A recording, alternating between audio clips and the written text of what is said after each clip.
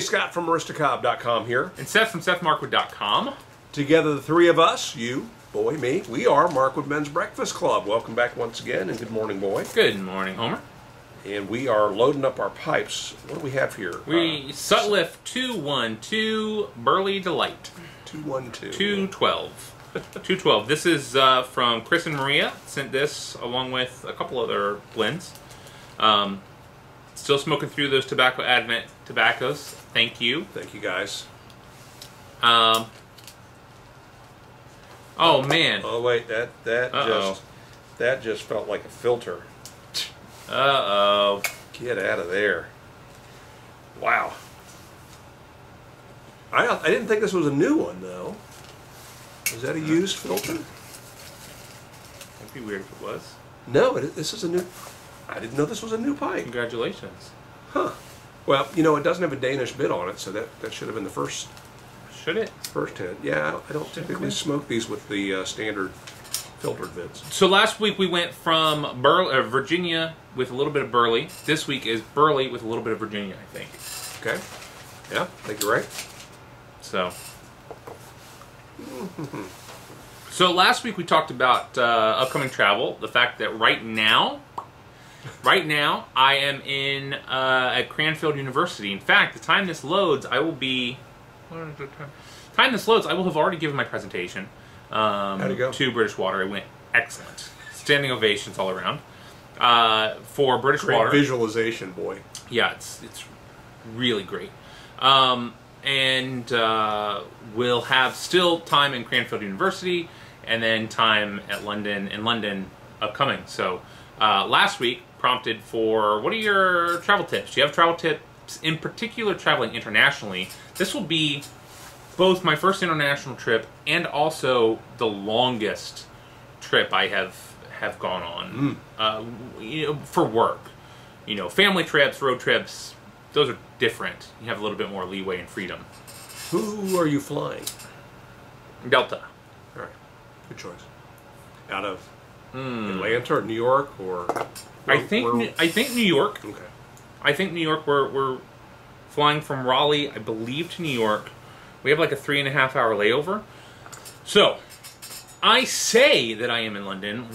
Two of our concerns with this trip. At the time we booked our flights, and one of the reasons why we gave ourselves a little bit of an extra layover is at the time we booked flights was during the first U.S. governmental shutdown. And TSA workers were quitting. There was, in Atlanta, there were like 3.5 hour delays to get through TSA. Yeah. And so one of our concerns was the shutdown. Time of recording, the 3 weeks is up for the new shutdown. It's looking like it's likely there won't be a second shutdown. Probably not. But we'll know by in the the time we watch this. event that there is, that may cause a disruption. The other thing is, we will be there pretty soon before Brexit occurs, and we don't know what that will cause on the European side or the UK side. So thankfully we'll be out before Brexit. But okay. So let's talk about international travel. What you can expect and what you can do to make your life a little easier. The first thing that you need to know from the flight standpoint itself is it's not going to be comfortable. yeah. If you're flying Delta, and I'm assuming you're flying coach. Yeah, so it's they're tight seats, and do your best to get on an aisle. I'm on an aisle, and I believe on all legs of my flight, I'm on on the international leg, I only have one person beside me. And is that a coworker? No. Okay. On one flight it is. On one flight it is. Okay. So I figure as long as I can get through takeoff, I can just spill out into the aisleway. Yeah, and you want to, this is where you really want to pray for a small Asian contortionist woman to be next to you. It's happened. It's been a few times I've won that lottery. One of my trips, this was 100 pounds ago, but one of my trips on Delta, I was beside a mother and her child. The child took the center seat, and it was great. Yeah, that's good. At that point in time, I was able to fly Delta very uncomfortably, but crammed into a single seat. So that was 100 pounds ago.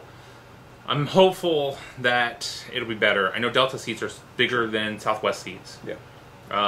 Thicker than Southwest seats. Yeah. They're more comfortable. Good. Yeah. So I'm hopeful there. I'm also planning on calling the airline before the trip to let them know, hey, I'm a big guy. If there's anything you can do for me, as far as putting a marker, you know, I mean, if they can mark in the system, hey, can we fill up this seat last? That'd be great. Probably not. Yeah. Because most people now are choosing their seats when they book their flight. So, but all I see is that there's a seat next to me that's open or taken. But with airlines in particular, with Southwest anyway, through a lot of the psychology stuff we've talked about before, I've learned through work, I've had really great success in getting some preferential treatment through Southwest. Just asking, you know, and asking in a way that really ingratiates yourself to them, saying, hey, look, I'm really in a tight spot. Can you help me? Really making them the hero.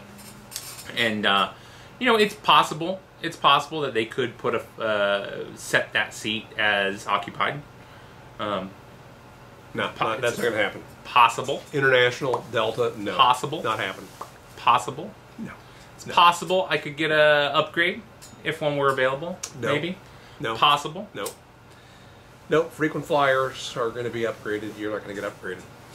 Anyway, so you're going to want to take along with you some snacks, because while they do have some in-flight snacks, they're very expensive, and they're certainly not going to be keto-friendly at all. They will feed you, and what's interesting about international flights is typically those flights are catering to the people that are traveling. Many of them traveling to England are from England, and therefore they're what's the word I'm looking for? Accustomed to certain things that we perhaps are not accustomed to. Right. So you'll find tea being served.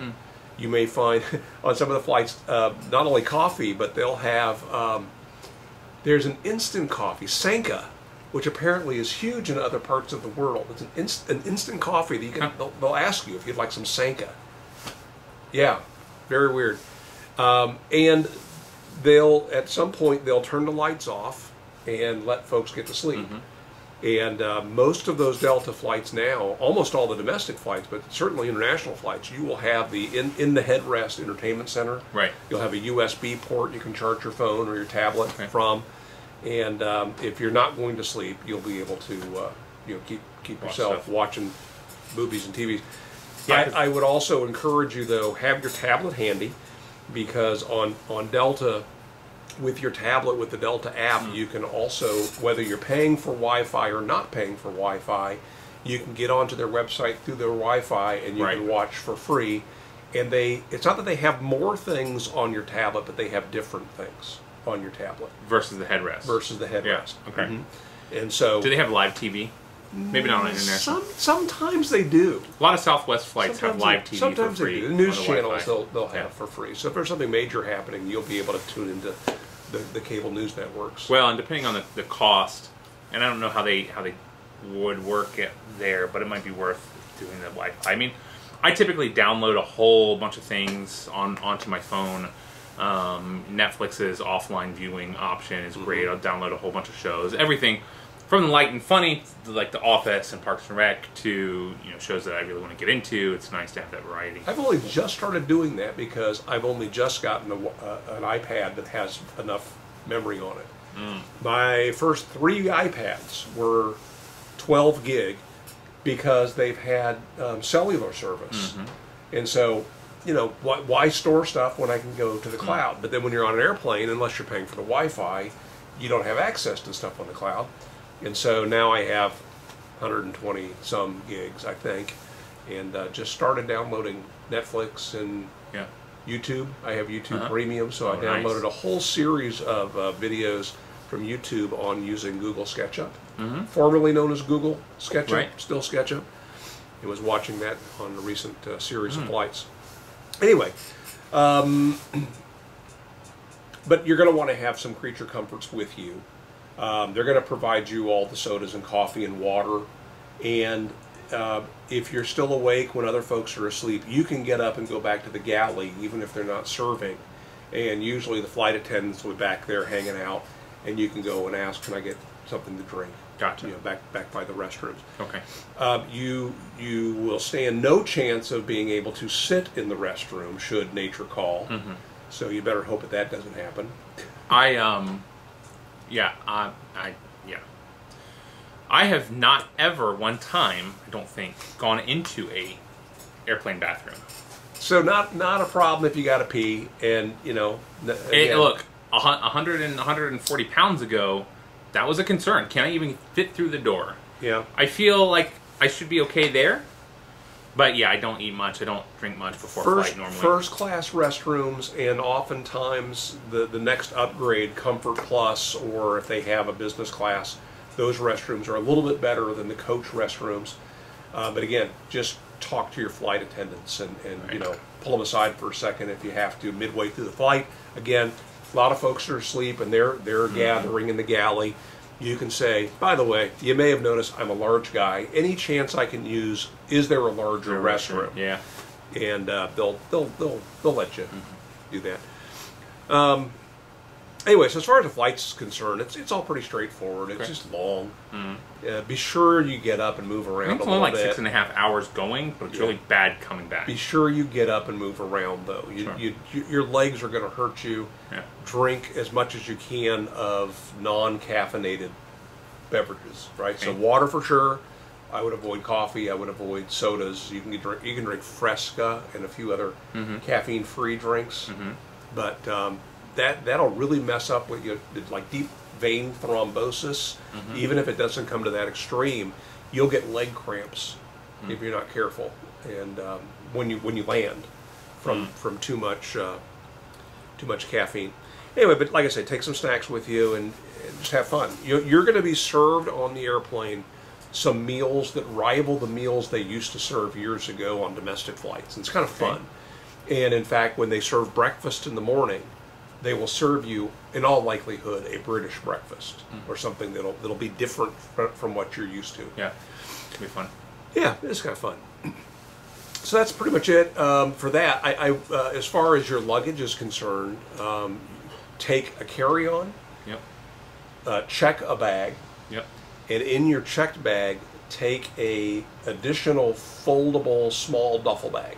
Okay. Because if you have to, if you buy something, Yep. or someone gives you something, you may need more luggage. And having to buy luggage at an airport or someplace that you don't know the local commerce, Right. you're just better off having a very small zipper duffel bag. And a lot of times that can be an additional carry-on. If your first carry-on is something you could check if you had to, then that makes it possible to. I'm actually concerned about the weight of the bag too, because I don't want to exceed the 50-pound limit if I can avoid it. But for a 10-day trip, it might be unavoidable. Might be. Yeah. I usually, for a 5-day trip, I usually clock in around 40 pounds on my bag. So will you be staying for an extended period at any one hotel? Not really, not super extended. We'll be 2 days in Dublin, 1 night in Belfast, Belfast, potentially 3 nights in Birmingham. That's the best one. Okay. I will also have an opportunity. So 2 of my coworkers, we will be traveling to London. 2 of them will be staying in London. So they'll be in London for about 5 days, while one of my coworkers and I go back up for the conference. And so they will keep probably the majority of my stuff there with them, so that we're not having to haul our luggage back up for just 2 more nights. Okay, so that's the reason why I asked is when you arrive somewhere, the moment you check in, if you've got clothes that you need to have washed, underwear, socks, things like that, deal with that immediately. It may be that they'll pick up in the morning, but you don't want to miss that morning pickup, or you might be in trouble. Right. And also be sure that you pack underwear, t-shirt, deodorant, a few things in your carry-on, because if they misplace your bag, you want at least that stuff. You know, we are abnormally large in Europe, and you're going to have a hard time you're not going to just pop into the local Walmart and pick up some large clothes. They're being abnormally large in America. Yeah. Everybody who has offered to chauffeur us around is having to rent a car to fit 4 people. Yeah, no, that makes sense. So it's good. ID, passport, of course you have to have them. Don't ever not have them on you. Okay. So just have your passport in your shirt pocket, Okay. or jacket pocket, because you just can't run the risk of getting separated from your passport. Okay, so that should be on you at all times. Do you bother with passport protectors, passport wallets, No. anything like that? No. It's pretty durable, right? Yeah, absolutely. I'm on my second one that's about to pass 10 years, and I've never had a case or anything for them, and they're very durable. Yeah. Okay. Cool. Let's see. Anytime somebody who's local offers to guide you or to be a part of your, I've watched YouTube. I'm talking about somebody who is trusted. That Like somebody one of the who's a part businesses your we're team. working with. Yes, Got it. take them up on that. Yeah. Do not take up Right. the street urchin who Right. offers to take you someplace. Yeah, I've watched those YouTube videos. Yeah, They're great. there's a lot of stuff going on, a lot of bad things that they love to separate business people from their money. Well, that was something when we went to New York, my wife and I, her cousin has lived in New York now for a number of years, and she was concerned that I was going to get scammed because of just how nice I am. I'm like, no, I've seen those videos. Yeah. I know it's all scammy. So If there's a chance you're going to smoke, bring your own tobacco, because tobacco is very expensive. But I would suggest bring along a little extra tobacco, maybe an extra bag of the German stuff, but bring along a bag of Captain Black, because if you run into a local pipe smoker, some of our regular over-the-counter stuff isn't common. available. Yeah. Even corncob pipes are pretty expensive when you tack on what it costs to ship them overseas. So, those make nice gifts if you run into smokers. Right.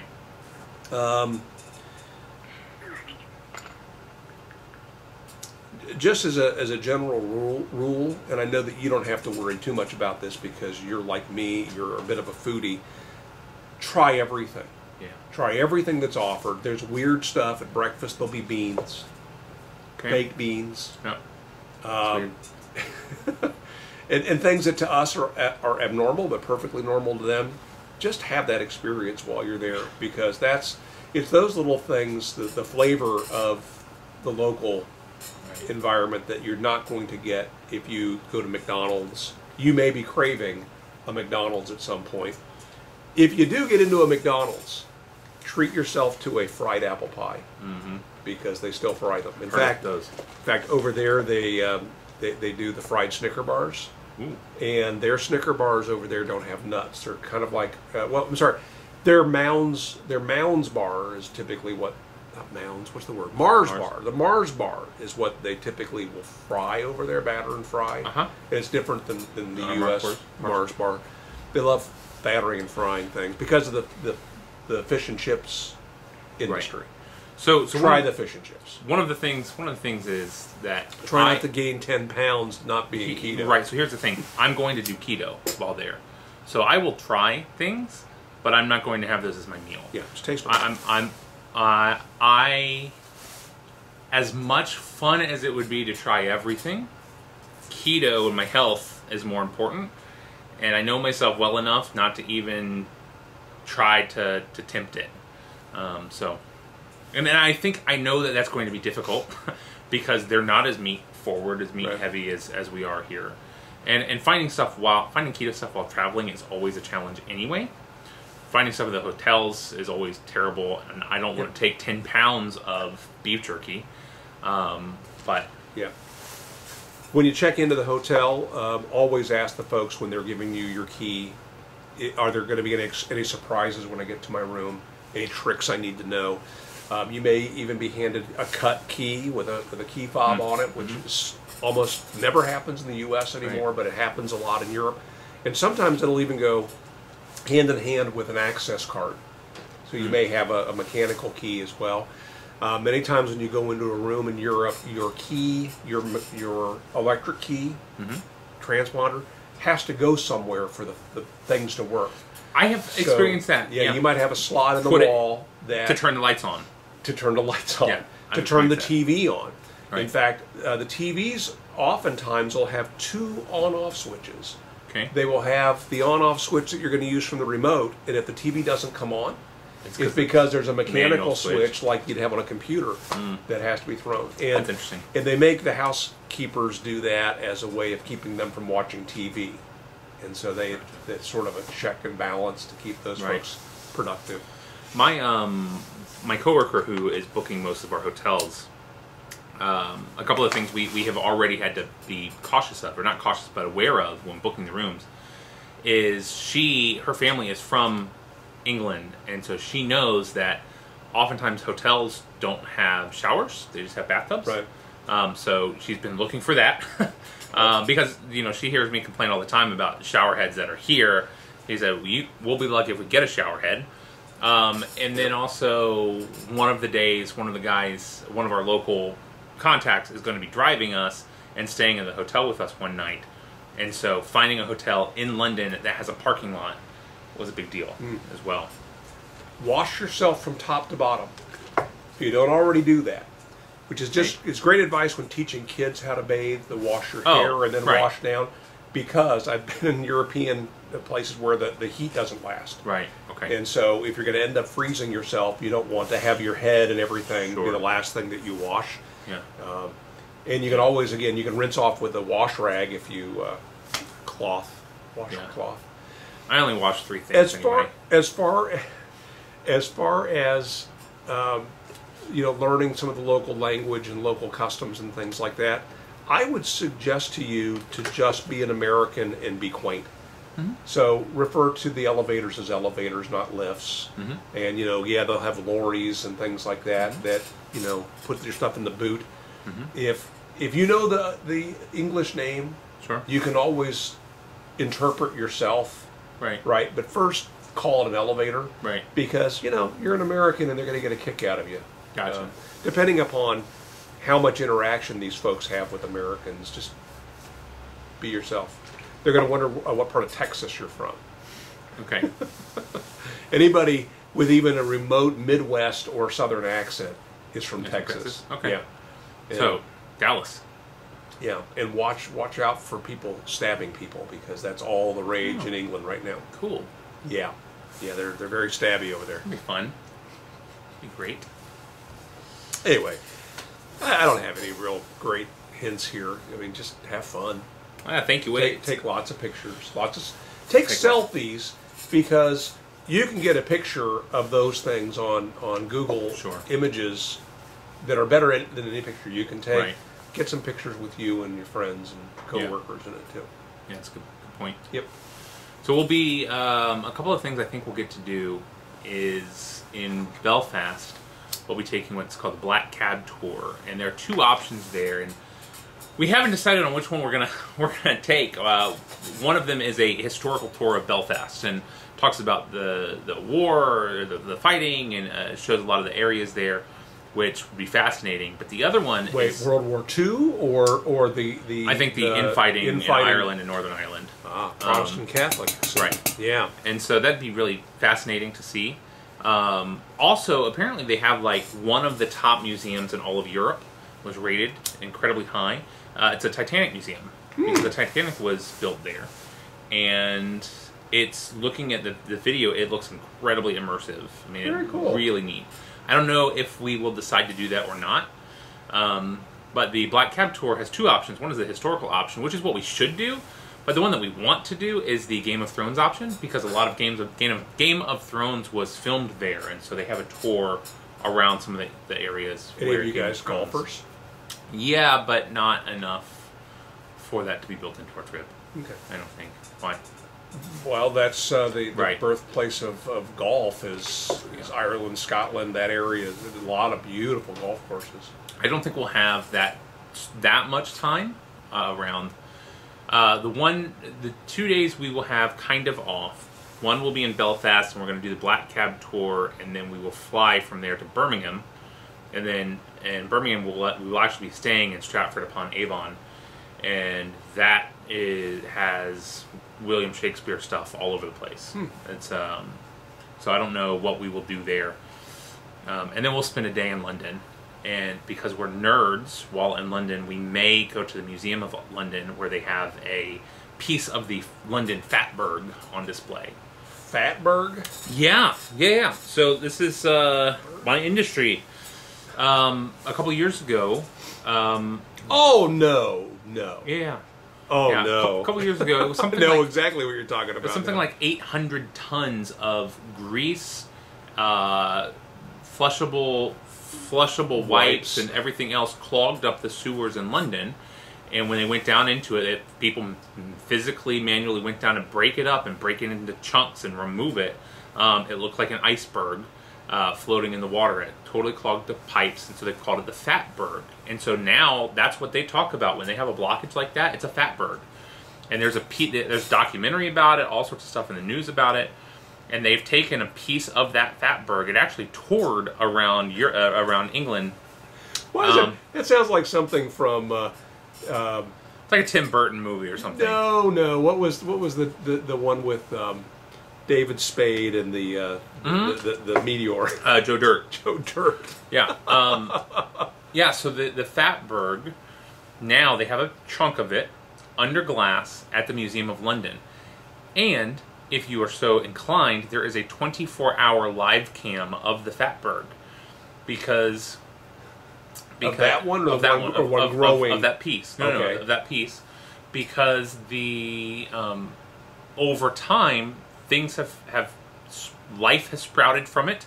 As there were larvae and eggs and things that hatched, so bloat flies were there. It's changed color as mold has grown, and so you can visit it. You can see a live feed of it.